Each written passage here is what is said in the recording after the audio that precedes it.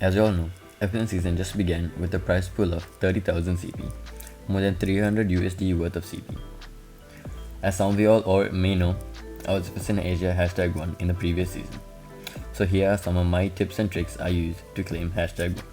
Before I begin with this video, I would like to point out that this video is fairly long. However, it offers an in-depth guide to becoming #1 and claiming that 10,000 CP. Firstly, I'd like to point out that it's not about the amount of games or hours you play, it's the amount of wins you get in the time you play. Compared to the rest of the leaderboard, my win ratio was fairly high. That's because I focused on wins over the amount of matches I played. Hence, why following these tips is the fastest way to get #1 in FSN. So, how does FSN matchmaking and the FSN point system work? Two basic things in terms of matchmaking and points. Per win, you are given plus 10 points, and per loss, you are given -4.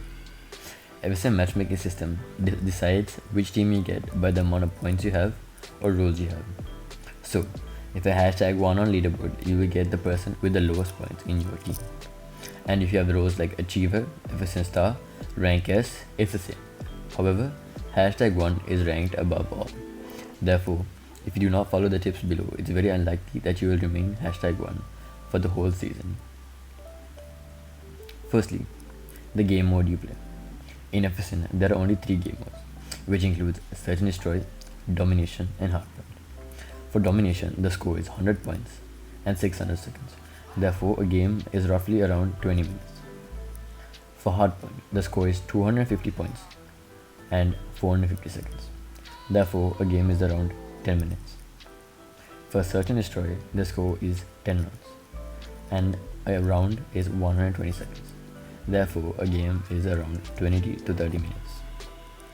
As you know, per win you get plus 10 points and per loss you get -4. So basically, you want your time to be as effective as possible. Therefore, playing Hardpoint allows you to have the most chance of getting more points, as 1 game of S&D and DOM is equivalent to 2 games of HP. Therefore, you'll be getting 20 points by playing Hardpoint, whereas in S&D and DOM you will be getting only 10 points. Secondly, knowing playstyle and rules. In codm, like other 4v4 or 5v5 games, there are roles such as Anchor, Objective, Slayer, Support, and Menace. In most matchmaking based games, the 2 most important roles is the Anchor and the Slayer role. In FSN, there are rules which restrict people from using score streaks and special. Therefore, it's almost impossible for a person to break an Anchor who is holding an Heritage. An Anchor is someone who plays deep in the next spawn in order to try and flip the spawns in Hardpoint or control spawns in Domination. Therefore, you have to play both roles. You have to make sure your teammates get the next spawn, and you have to make sure that you play your part in getting kills. Therefore, your team has a better chance of winning. Some people may say that objective role is more important. However, if you do not anchor the next spawn, it lowers your chance that your teammate will anchor. Therefore, you will not be able to play OBJ or anchor. Therefore, anchoring is way more important to increase your chances of winning rather than you going straight in the point. If you play anchor and get your teammates to spawn, it is more likely that your teammates will play objective rather than anchor.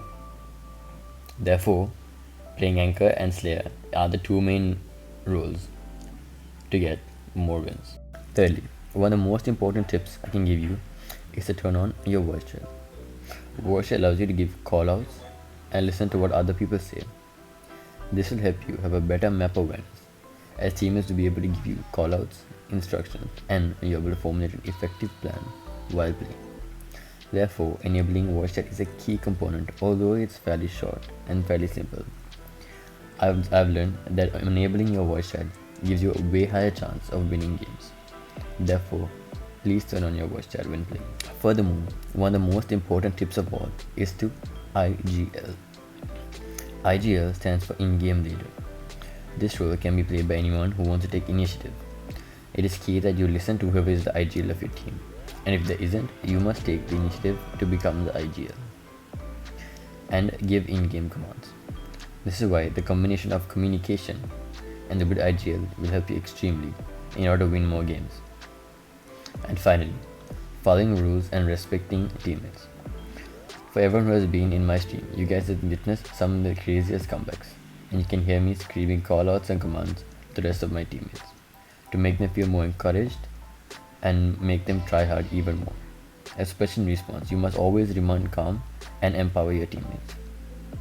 I can guarantee you, if you get your teammates to believe that you can win and follow these tips carefully, you will have a way higher chance to get more and more wins throughout the season and claim that 10,000 seed. I hope this video will help you as well, like it helped me when I was going for #1 in season 7 of FSM.